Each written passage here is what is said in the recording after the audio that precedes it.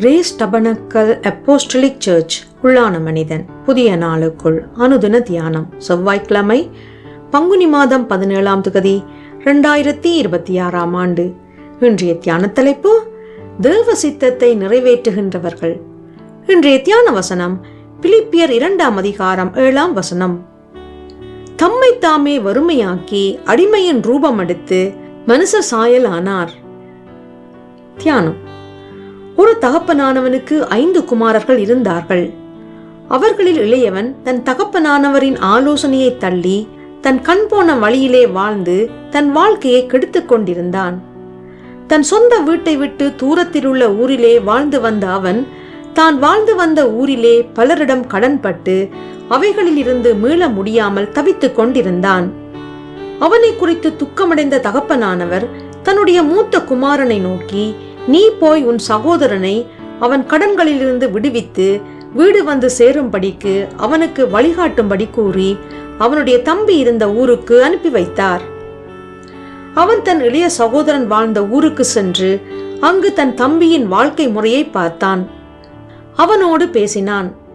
தம்பியினுடைய மனநிலையை அறிந்தபோது இவனுக்கு உதவி செய்வதிலும் தெருவில் உள்ள ஒரு ஏழைக்கு உதவி செய்யலாம் என்று கூறி திரும்பி தன் ஊருக்கு வந்து விட்டான். இந்த சம்பவத்திலே யார் தன் தகப்பனுடைய ஆலோசனையை கேட்டு மனத்தாழ்மையோடும் கீழ்ப்படிவோடும் அதை நிறைவேற்றினார்கள்? இளையவன் தன் தகப்பனானவருடைய ஆலோசனையை தள்ளி துன்மார்க்கமான வாழ்க்கையை தெரிந்து கொண்டான். மூத்தவனும் தன் தகப்பனானவருடைய ஆலோசனையை தள்ளி தன் இருதயத்தை கடினப்படுத்தி சுய விருப்பத்தின்படி நடந்து கொண்டான். இவர்கள் இருவருக்கும் கிறிஸ்துவில் இருந்த சிந்தை இருக்கவில்லை. இன்று சில குடும்பங்களிலே சில சபைகளிலே ஏற்படும் கலகங்களுக்கு பிரிவினைகளுக்கு இதுவே அடிப்படை காரணமாக இருக்கின்றது.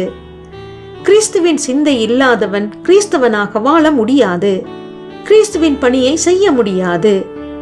ஆண்டவராகிய இயேசு தாமே தேவனுடைய ரூபமாயிருந்தும் தேவனுக்கு சமமாயிருப்பதை கொள்ளையாடின பொருளாக எண்ணாமல் தம்மை தாமே வறுமையாக்கி அடிமையின் ரூபம் எடுத்து மனுஷர் சாயல் ஆனார்.